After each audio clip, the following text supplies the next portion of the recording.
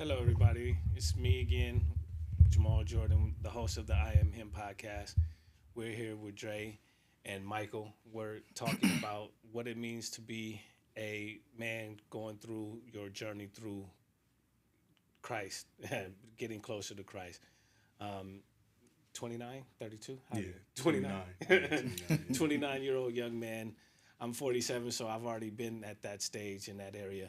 But we'll let Dre and Mike have a conversation and see how it goes. All right. Appreciate that. And Mike, great to have you on What's going today. on, D? I'm a little bit older than you, so Yeah. I kind of want to ask some questions that kind of bridge even the gap for me. You know Yeah. what I mean? So I can kind of look back, even at some hindsight from some experiences that I had that may be similar. Yeah. So I want to start here. I know that I know your mom, love your mom, but you grew up with a single mom. Yeah. How has that impacted your childhood? Like, what did she teach you, and what did you have to learn on your own? Um,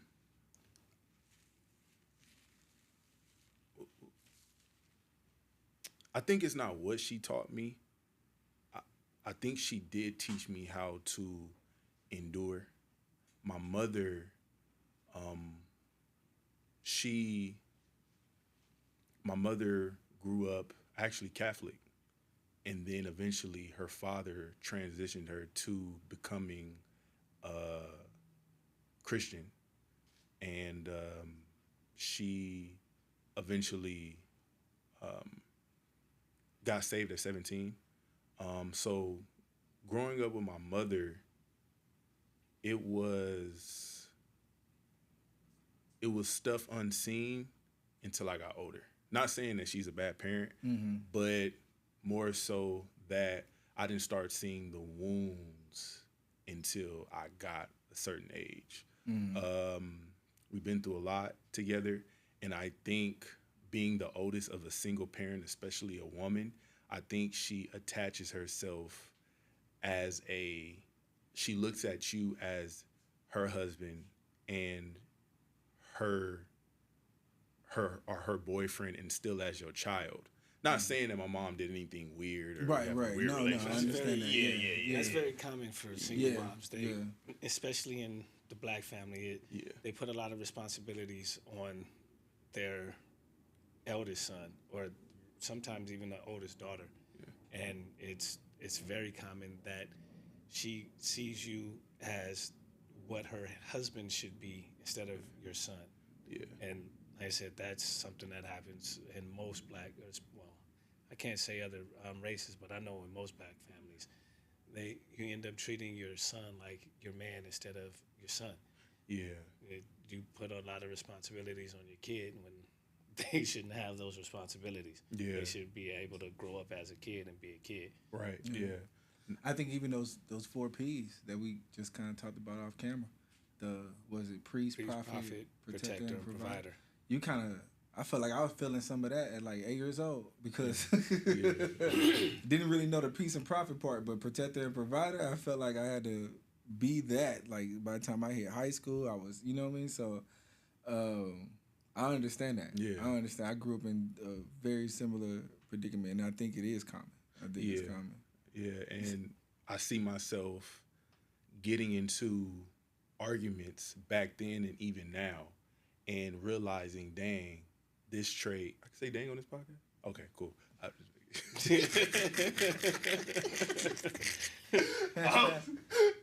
No, so yeah, I see myself now being a certain man towards women that I date. I'm trying to find a mate in my mother, or I'm being passive, or my insecurities are things are starting to come out, and I see. And it's crazy that you asked that question because literally a couple of days ago, I was doing my devotional, and the Lord revealed to me that, hey, like, you have some resentment towards your parents, not just your mother, your father, and that can show up in a way. Every time my mother says something, it's always a defense on my end. Whether I talk to men like you or talk to another woman, it's always just like, oh, okay, I'm good. But when it comes to my mother, it's always a defense. You know what I'm saying? But I think one important thing that my mother taught me when we were going through what we were going through was enduring and worship. Simple as that. Yeah. Okay. What are some of the things you feel like you had to learn on your own? To be a man. That's kind of hard, especially if you don't have any examples of Yeah. it. Yeah. And I think in this life, I'm gonna have to learn off of mistakes and other men that pour into me. And I think sometimes it can also cause some type of comparison and jealousy when I see other gentlemen, other young men or men that have fathers and walking with them, and they feel some type of way towards their fathers that are being there.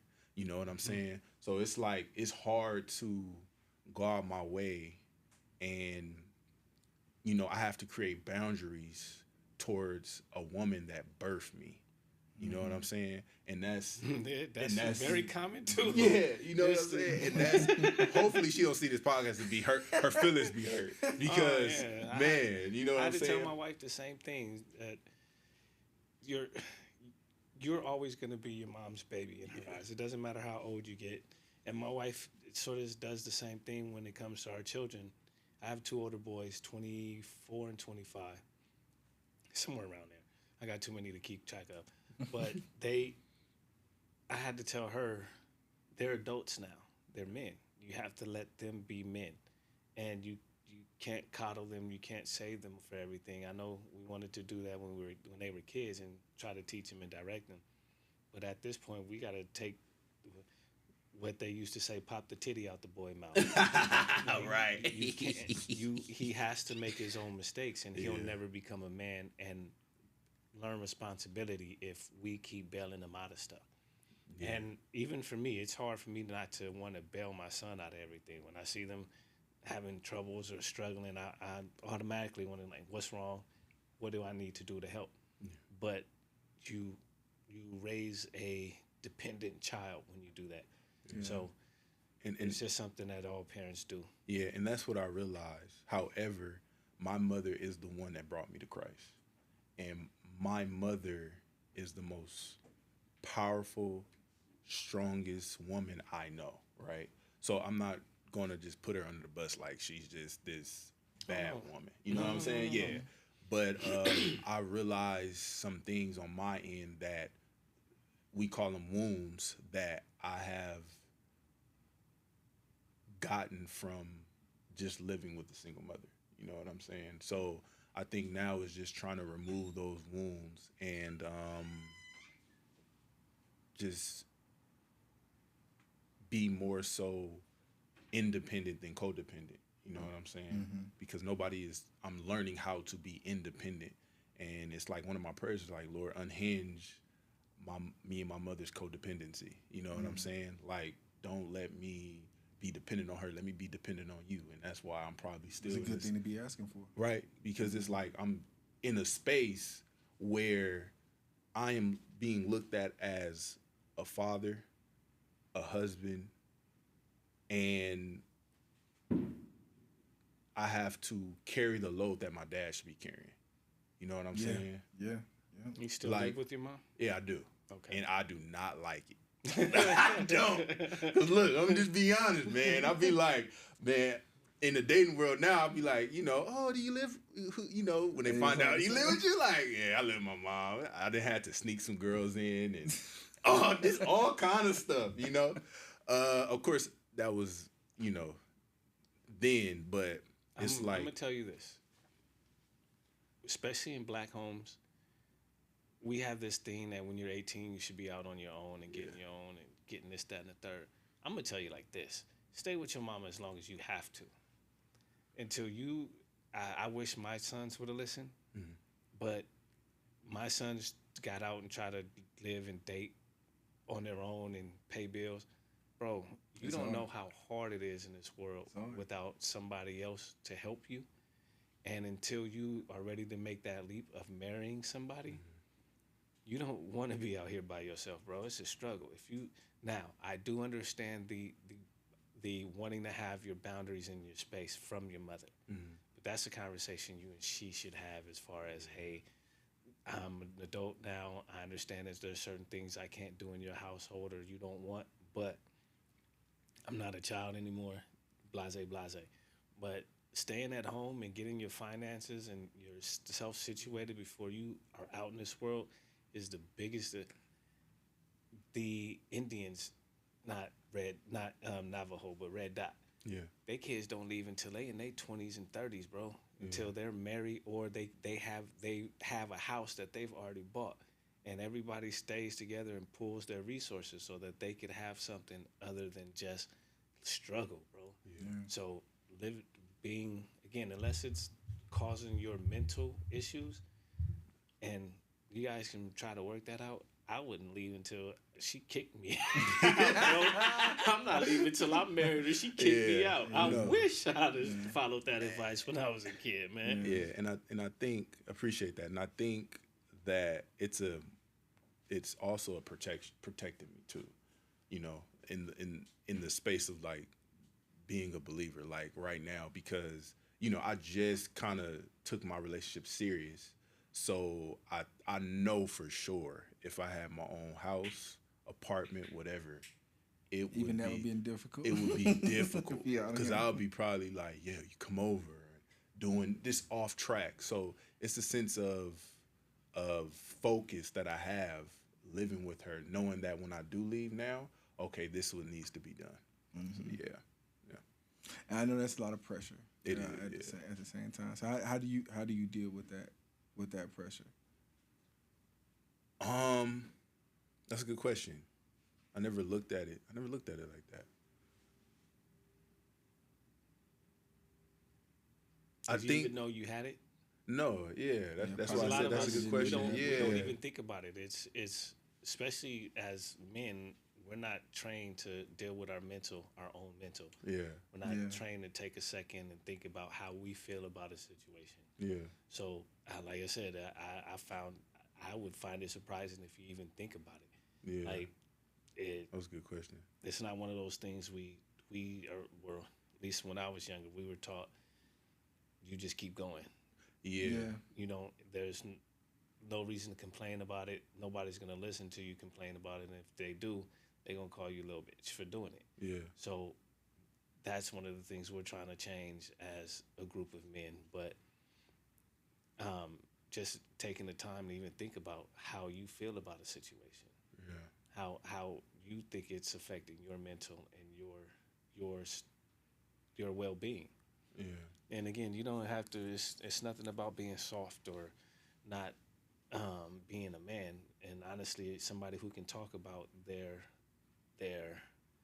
problems and their concerns without being emotional about it and or waiting until it blows up. That's actually a stronger man to me than somebody who just hides their feelings.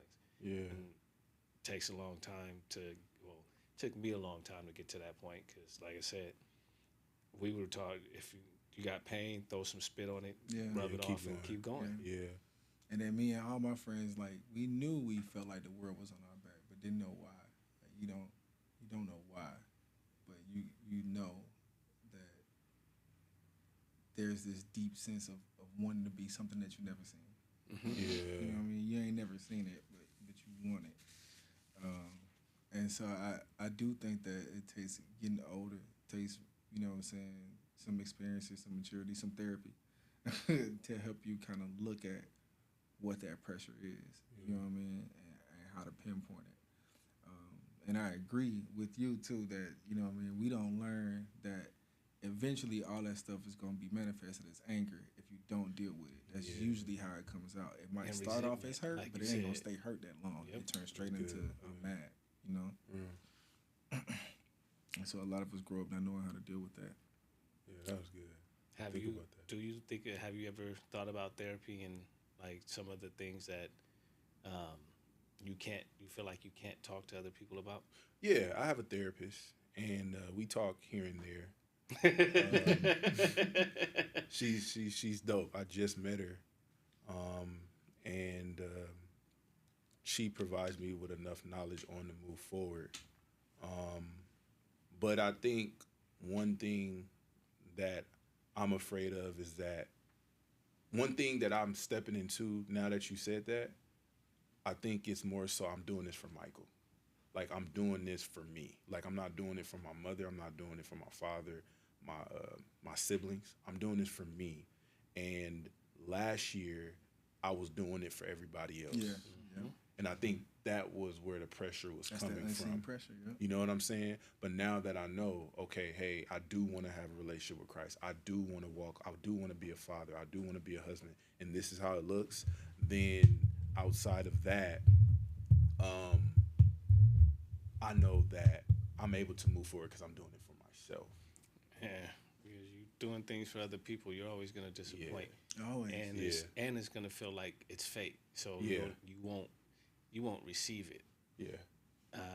I can relate to that when I was young in school, or not in school, in church, when you got baptized and went up there to accept Christ as your Lord and personal Savior. Everybody was clapping and like, "Yay, he good, he on the right track now." Right. The people in the back like, he don't even know what he getting into.